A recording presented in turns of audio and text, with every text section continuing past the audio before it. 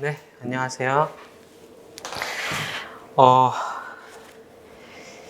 우리 특허 중국 강의 시작하겠습니다. 날이 많이 더워졌어요. 날이 많이 더워졌죠. 그래서 이 더워지면 독서실 같은 데 왔다 갔다 할 때 가는 순간에 지쳐버리거든. 그래서 그거 자기만의 노하우를 잘 갖고 계시면 좋을 것 같고요. 저도 더위를 굉장히 많이 타서 저는 어떤 방법을 선택했었냐면 스터디 카페를 찾아서 공부를 했는데 스터디 카페 지하에 헬스장이 있었어요. 같은 건물에. 그래갖고 가자마자 또 스터디 카페 가자마자 가방 놓고 바로 헬스장으로 가서 샤워하고 다시 올라와서 공부했어요. 그 헬스장에서 샤워하고 나면 이제 또 개운해지니까 그렇게 했던 것 같아요. 자기만의 어떤 더위를 피하는 방법 잘 고민해 보시고, 옷은 항상 2개를 갖고 다녔어요. 입고 가는 중에 땀이 너무 많이 나서 이제 땀 찌들죠. 헬스장에서 샤워하고 새 걸로 갈아입어. 그러면 땀 냄새 안 나게 이렇게 좀 했던 기억이 나네요. 저는 더위는 많이 타는데 추위는 잘 안 타서 겨울에는 뭐 상관없었어요. 어떻게 해도. 지금 더워갖고 힘드네요. 헬스장도 없고 여기에. 그래서 우리가 지난 시간에 챕터 15까지 했는데 그거 보시기 전에 우리 오늘 드린 상표법 데일리 테스트 3회 먼저 해결하고 진행하도록 하겠습니다. 3회 보시죠. 읽어볼게요. 상표법 데일리 테스트 3회입니다. 갑은 전문 의약품인 노인성 기억 감퇴증 치료제와 일반 의약품인 소염제, 그리고 전문 의약품과 일반 의약품이 모두 포함될 수 있는 약제를 지정 상품으로 해서 글리아타민을 21년 4월 16일 출원해서 21년 7월 13일 등록받았다라고 하네요. 갑이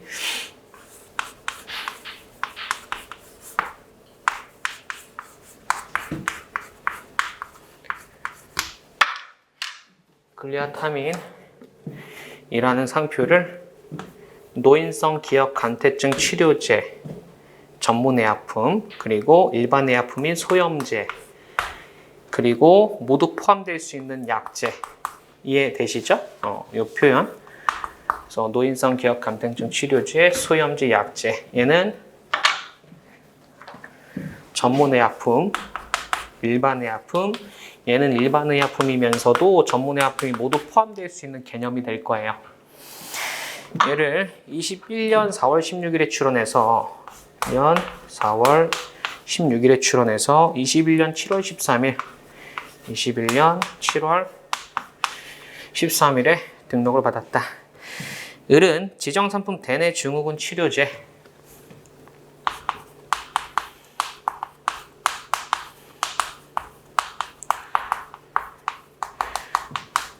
치료제에 대해서 21년 7월 24일, 21년 7월 24일 출원해서 22년 6월 6일 상표 등록을 받았습니다. 상표는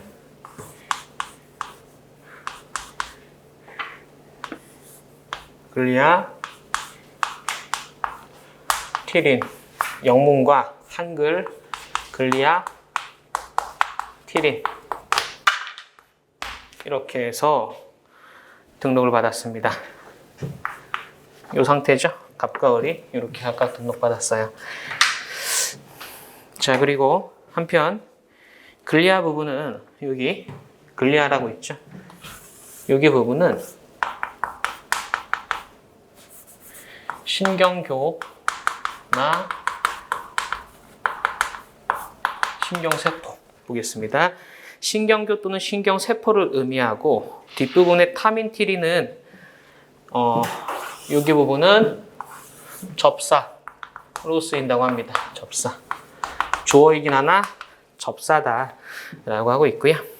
그 다음에 신경교 또는 신경세포는 백과사전, 과학용어사전 등의 중추신경계 조직을 지지하는 세포로 뇌와 척수 내부에서 신경세포에 필요한 물질을 공급하고 신경세포 활동에 적합한 환경을 조성하는 기능을 하는 세포를 일컫는 용어라고 설명되어 있다.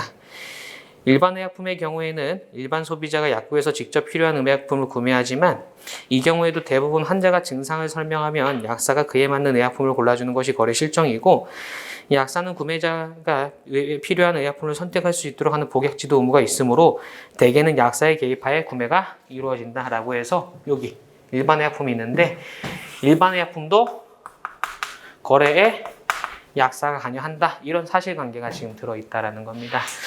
자, 문제 1번은 갑의 등록 상표에 무효 사유가 있는가? 오타입니다. 을입니다. 을의 등록 상표에 무효 사유가 있는가입니다. 을의 등록 상표에 무효 사유가 있는가? 그렇죠? 을의 등록 상표에 무효 사유가 있는가? 이렇게 하겠습니다. 이거 무효 사유 있나요? 무효 사유 볼 때 내 거 보고, 내 거 하자 있는지 보고, 앞에 거 보고 이렇게 하는 거예요. 내 거 자체는 문제 없어. 앞에 거 보니까 먼저 등록된 상표 있네. 보겠습니다. 34조 1항 7호. 34조랑 7호는 선출원된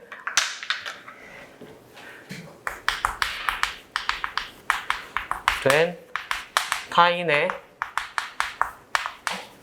등록 상표와 상표가 동일 유사하고 상품이 동일 유사하면 적용되는 규정이에요.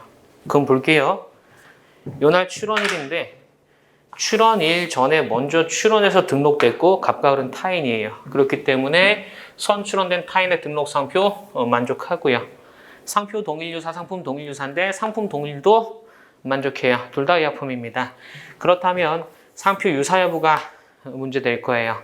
상표 유사 판단을 해보면 양상표에서 공통점 찾아보죠. 공통점, 글리아라는 부분이 공통점입니다. 그 양상표는 글리아와 타민 또는 글리아와 티린이 결합된 결합상표예요.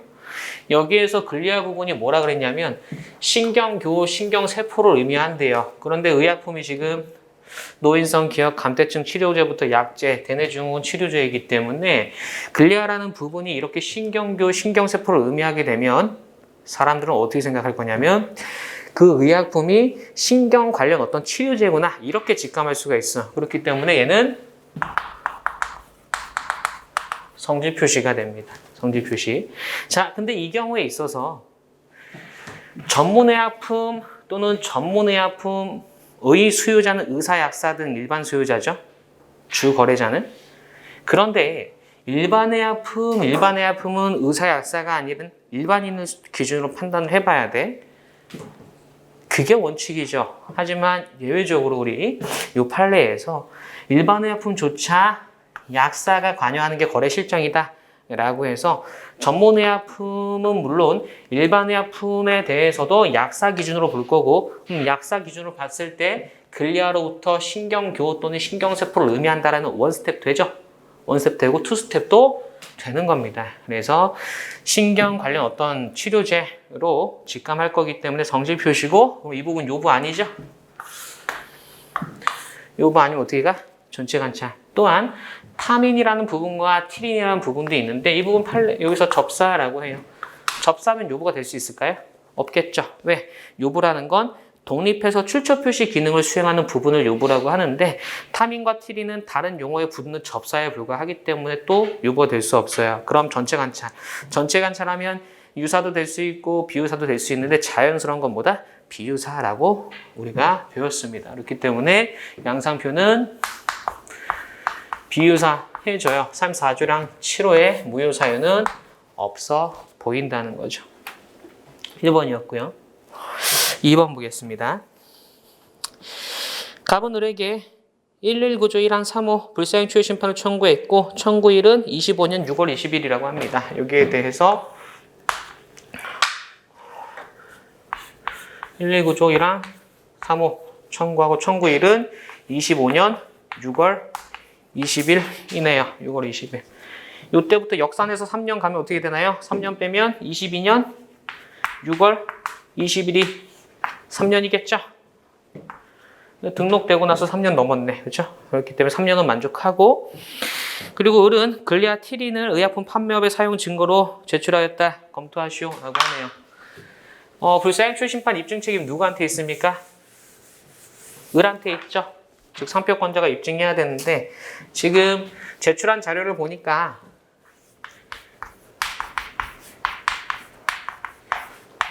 글리아티린이라는 상표를 의약품 판매업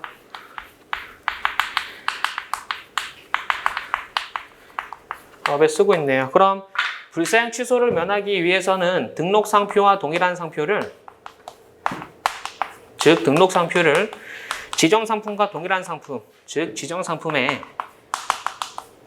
사용해야 돼요. 이렇게 사용하지 않으면 취소되는 겁니다. 자, 그럼 등록 상표와 동일한 상표를 썼는지 볼게요. 이렇게 등록받고 이렇게 사용하고 있어요. 동일성 있습니까? 있다라는 거죠. 컨티넨탈 판례. 그래서 영문과 그 한글 음역이 결합되어 있고, 그 결합에 의해서 새로운 관념이 생기지도 않고 일부만으로 호칭해도 동일하게 호칭되면 거래 표준상 동일하다라고 해서 지금 상표는 동일하기 때문에 등록 상표를 사용한 건 맞아요. 그렇다면 지정 상품에 사용하면 취소를 면할 수 있을 건데, 지정 상품은 내내 증후군 치료제로 굿즈죠. 굿즈. 반면에 쓴 건 판매업으로 서비스라는 겁니다. 상품과 서비스는 절대 동일할 수 없어요. 그렇기 때문에 지정 상품에 썼다고 볼 수 없어요. 그럼 취소되는 거죠. 라는 게 결론입니다.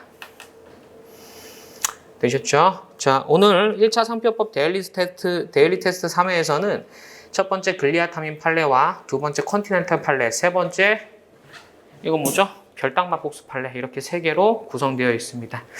여기까지 보고 특허 중국 강의 다시 진행하겠습니다.